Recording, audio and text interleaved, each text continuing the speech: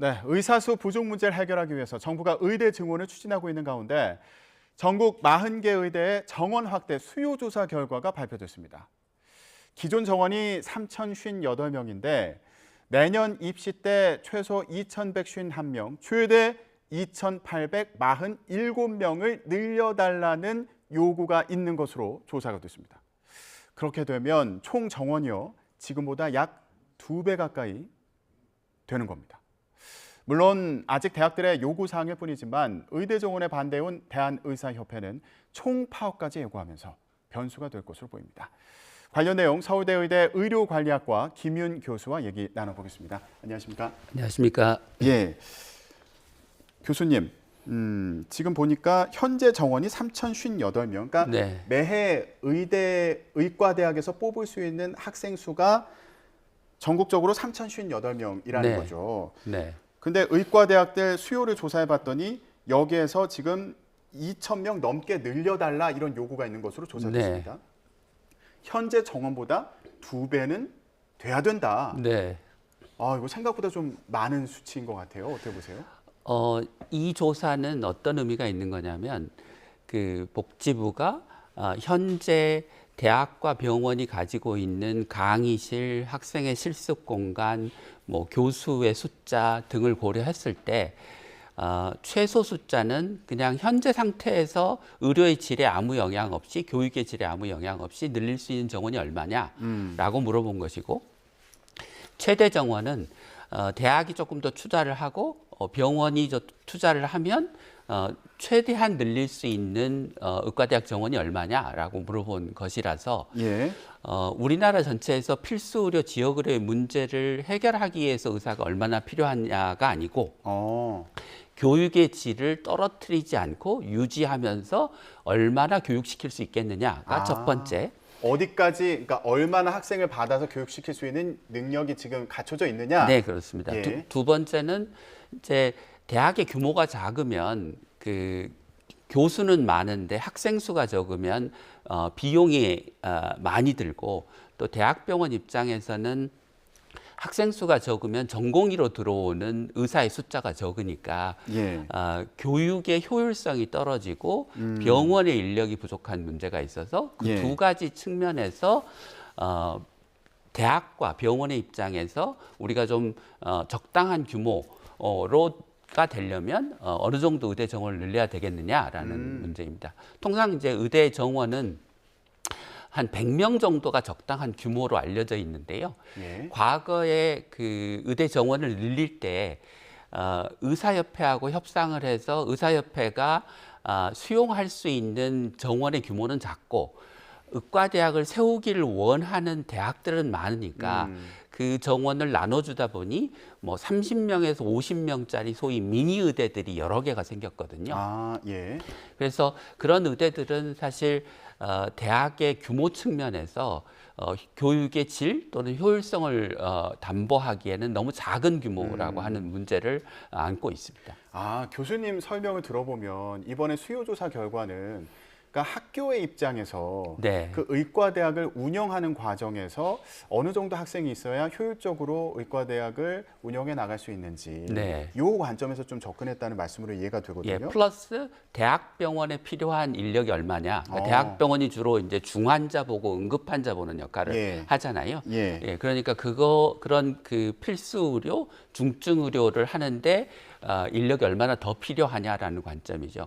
사실 의사협회는 계속해서 우리나라의 의사가 부족하지 않다라고 주장하지만 의사협회는 대부분 대도시의 개원이들을 대변하는 이익단체거든요.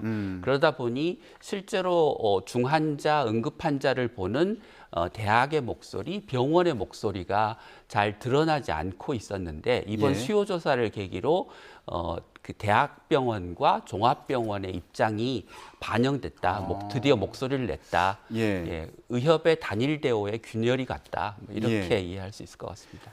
그러니까 이게 의과대학의 운영뿐만 아니라 지금 대학병원에서 그렇죠. 환자를 돌보는데 의사가 이 정도로 부족하다. 지금보다 2배는 있어야 된다. 이런 관점도 지금 반영이 되어 있다는 말씀이시군요. 그렇습니다. 현장이 그 정도로 지금 의사가 많이 부족합니까? 대학병원 같은 경우? 네, 원래 의사가 굉장히 부족했는데 그래서 뭐 소위 기피 과목, 뭐 흉부외과, 외과, 산부인과 이런 과목의 의사들이 일주일에 두세 번 당직을 서면서 응급 환자를 본다 이런 얘기들이 많았잖아요. 근데 그렇게 만성적으로 의사가 부족한 상태에서 최근에 이제 동네 개원이들이 실손보험을 지렛대로 비급여 진료를 굉장히 많이 늘렸습니다. 예. 그러다 보니 대학 교수하고 동네 개원이의 소득 격차가 지금 2배 가까이 벌어졌거든요. 예. 예, 그러니까 대학병원 교수는 뭐 1억 5천에서 한 2억쯤을 받는데 동네 개원이는 지금 3억, 4억을 벌고 있으니까 대학 교수 힘들게 하느니 나가서 동네 의원에서 편하게 환자 보면서 더 높은 소득을 누리겠다 이러는 의사들이 많아지고 있습니다.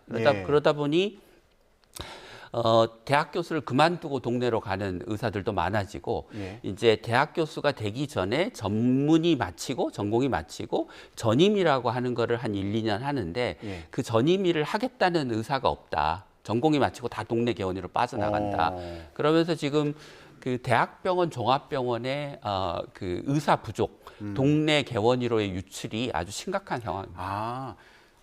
전체적인 의사 수가 부족하기도 하고 그렇습니다. 이런 상황에서 지금 대학병원으로 의사들이 안 오려고 한다. 네, 그렇습니다. 요거는 서울에 있는 대학병원들도 상황이 마찬가지예요? 마찬가지입니다. 서울에 있는 대학병원들도 최근에 특정 과목의 경우에는 과거에 전공이 마치고 교수 되기 위해서 전임의 하던 그런 의사들이 꽤 있었는데 아예 전임의가 사라졌다. 예. 그 씨가 말랐다. 이렇게 얘기하는 과목들도 꽤 있습니다. 예.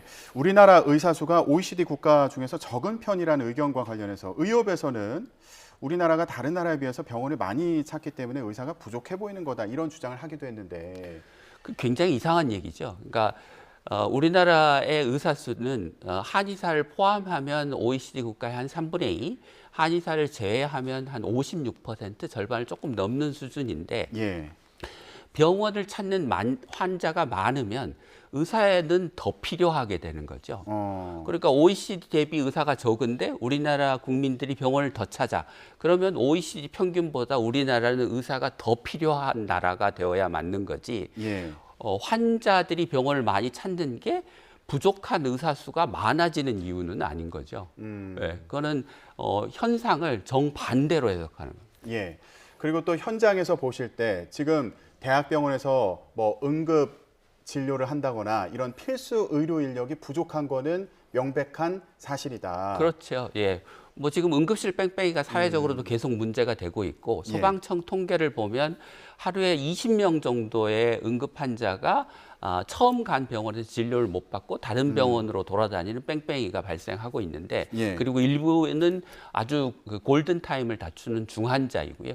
근데 그 이후에 절반 이상이 의사가 부족해서입니다. 그러니까 응급실에 응급의학과 의사가 부족하거나 수술을 하거나 중환자실에서 그 환자를 볼 의사가 부족하기 때문에 환자들이 뺑뺑이를 돌고 있고 소아과는 문제가 더 심각해서 우리나라의 그 대형 대학병원인 상급 종합병원 중에 복지부가 조사를 해봤더니 4곳 중에 3곳은 우리가 야간에 소아 응급 환자 못 본다라고 응답을 하고 있습니다. 그러니까 그 세상에 국민소득 3만 불이 되는 선진국이라고 얘기하는 나라에 밤에는 소아과 응급 환자를 못 보는 큰 종합병원에서 못 보는 나라가 이게 무슨 의사가 부족하지 않다는 게 말이 되는 이야기인가요?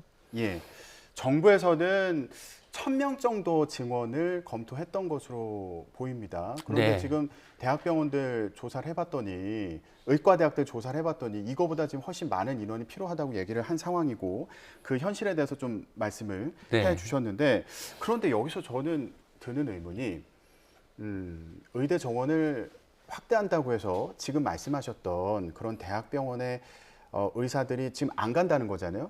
그런 현상이 바뀔 수 있을까? 그리고 필수 의료 분야의 의사들이 많아질 수 있을까? 자발적으로 갈까?